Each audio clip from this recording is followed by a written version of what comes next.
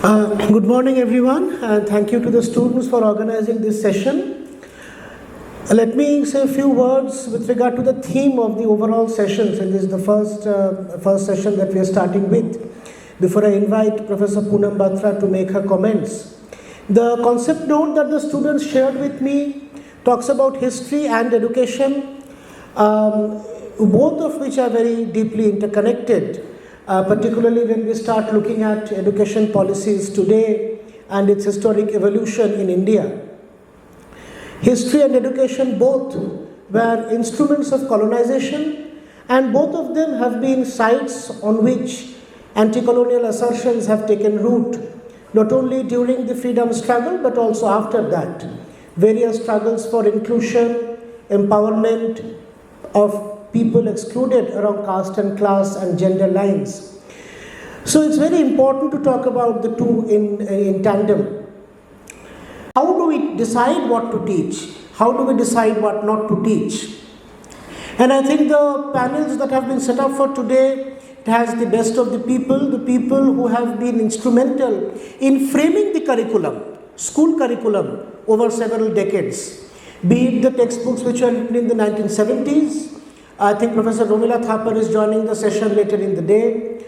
Or, very importantly, the 2005 National Curriculum Framework, following which textbooks were written, fantastic textbooks, which greatly democratized the curriculum by including a diverse range of voices, which also went a long way in decolonizing Indian education, where decolonization was clearly defined as not just freedom from the British, but very importantly, the emancipation of oppressed sections within our own society. These ideas animated NCF 2005 and scholars who were instrumental in drafting that, implementing that, are with us today in this seminar. So it's a great occasion to revisit some of the core principles based on which we write school textbooks, based on which we frame education. And this generation of scholars have not only written textbooks, but also they were our teachers. We were studying in institutions like CHS, JNU, when they were writing the textbooks, when they were implementing the National Curriculum Framework 2005. So all this really happened in front of us. Professor Poonam Batra was one of the major figures in a research project called the Transnational Research Group on Education, which actually helped a whole range of very good PhDs on history of education to come up. My PhD and my postdoctoral work on history of education was also a part of that. So it is a great honor for me to introduce a day-long session, to chair a session where all my teachers will be speaking and telling yet another generation of students about the basic principles of curriculum, of textbooks, and their deep relationship with the core values that are enshrined in the Constitution of India. Values of democratization, of fraternity, of secularism, of socialism, and of the assertion and the empowerment of marginalized peoples. Before me, Professor Batra's introduction has already been given, but just to add a little bit, Professor Batra belongs to a generation of scholars who have spent their lives trying to theorize and trying to implement the very idea of education along the lines of constitutional values. Professor Batra has been part of Center for Indian Education, CIE in Delhi University. There are others later today who have been part of CHS, and there are others, for instance, C.N. Subramaniam, who have done the same thing by being on the field through organizations like Eklavya.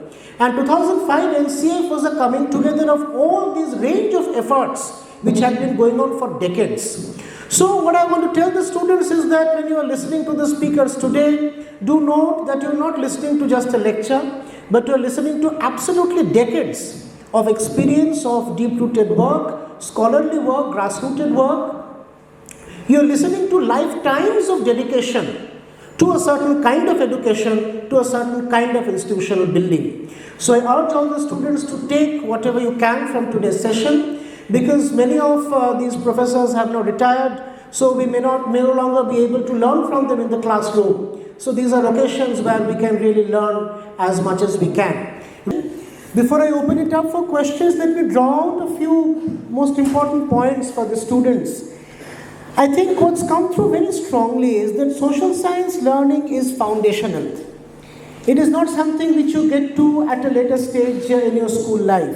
And that is in sharp contrast with how the National Education Policy puts it, where foundational learning has been reduced to literacy and numeracy and some element of environmental studies, which is a very, very diluted form of social sciences. Now, if you dovetail that with the new institutional structure, I think the problem becomes even more clear. In the new institutional structure, people are doing foundational studies till I think class 4 or 5.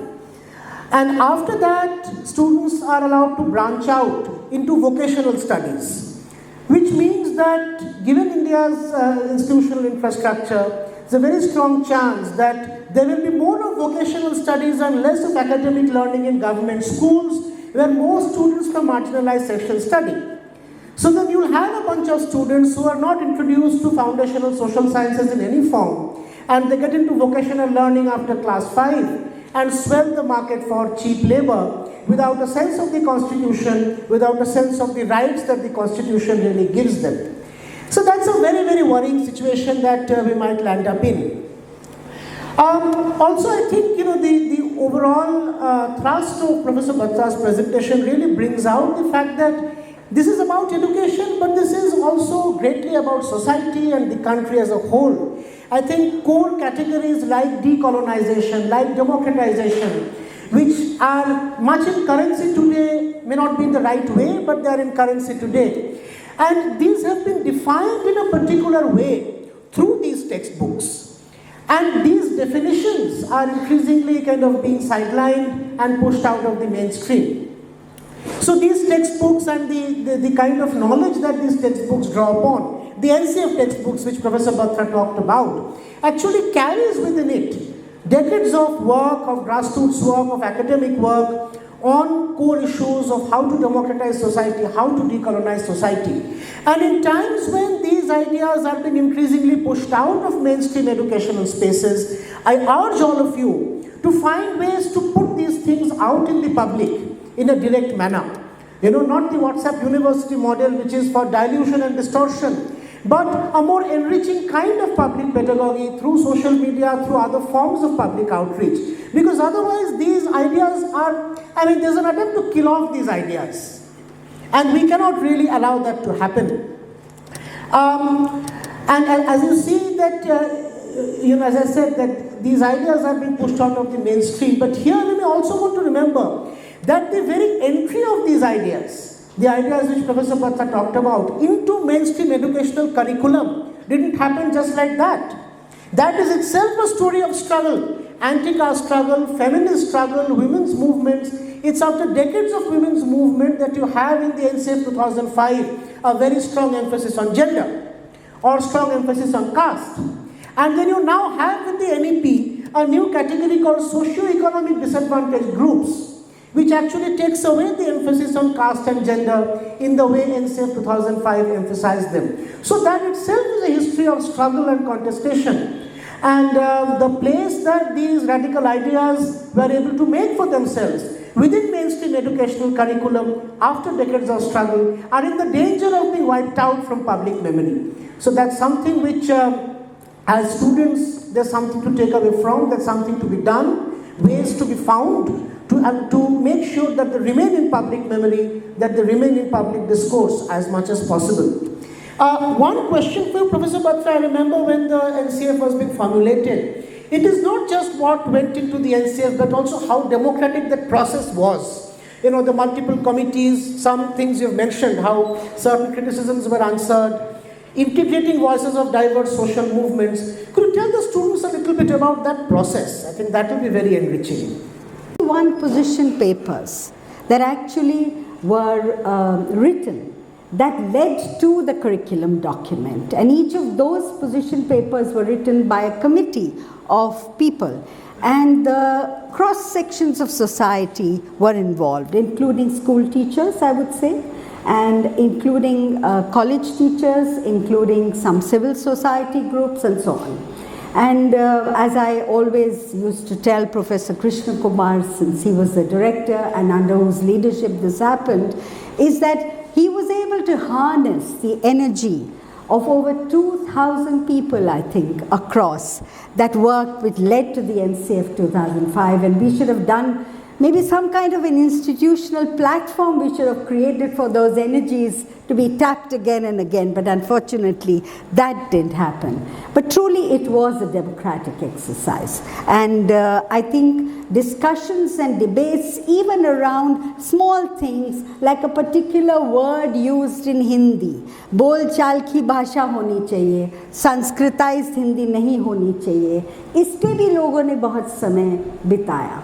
And it was a very rigorous, meticulous interaction at that level where more and more people were involved. Thank you so much. Questions from students? With regard to decentralization, see, the idea of the NCF 2005 was that we provide a curriculum framework in which aspects of addressing diversity, equity, justice, gender, caste, whatever, but that we encourage multiple sources of knowledge that come from diverse contexts, and therefore that was a decentralized vision in a sense. And I think it's very important. Education cannot be universalistic, and that is precisely what the colonial model was trying to give us, and we sort of adopted it for many years, and that's why we suffered. The question is, therefore, how do we enable decentralization? See, the education is a concurrent subject. In the 1990s, it was made a concurrent subject, but the responsibility of education is largely on the states.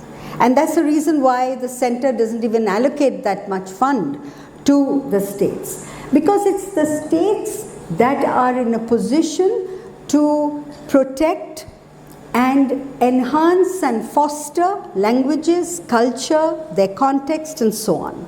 So decentralization, there is no doubt, has to be the principle. The question is, how do we enable that to happen? Given the NEP 2020 governance model, I mean, actually NEP 2020 can be just called a governance policy. It's actually not about content so much, not about, because it is a centralized model of governance where you will have a national body for everything. So it is very problematic. This question relates to your question about capacity. I would say it's about capacities. See, NCF 2005 happened. So why have we not seen the changes? Such a radical idea, radical understanding textbooks. Unfortunately, NCF 2005 and the following textbooks were never followed up with meticulous, rigorous training of teachers, engagement with practitioners. That was left to some IGNOU distance model, something or the other, which never really worked. So we do still have the challenges of developing capacity, and I think this decentralization also will work when there is enough capacity at the local levels, but that doesn't mean that we don't do it and we do it decentralized because there's no capacity. The question is, where is the capacity? Why aren't we developing it? There was meant to be a district institute of education and training, one district based center in every district of the country from the 1986 policy onwards that was meant to engage with teachers. You know where that structure is today? I mean, it was a 7th plan. It is still no plan now because there are no plans now, right? It is just lying in limbo. We don't develop our capacities. We create some structures, but we don't do that. So the problems also lie not within education per se, but in the whole socio-political arrangements and the politics of it. So I think we need to look beyond that as well. Thank you. Any other questions, or else we move to the next session?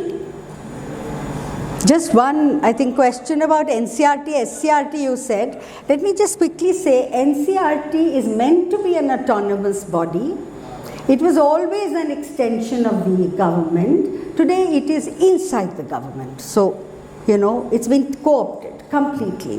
SCRTs were meant to be state level, who were also meant to be autonomous, and the diets came under SCRT. Unfortunately, SCRT, along with the diets of most states, suffer from complete lack of funds, and they never became autonomous institutions, and probably they don't even have the capacity to take things forward. So we have a lot to talk about the educational arrangements, the institutions which have been allowed to languish not only by this political regime, but it's the decay and the degradation started with the UPA government under the liberalization schemes where education was not considered worthwhile investing in. So these are larger debates that we will have to engage with.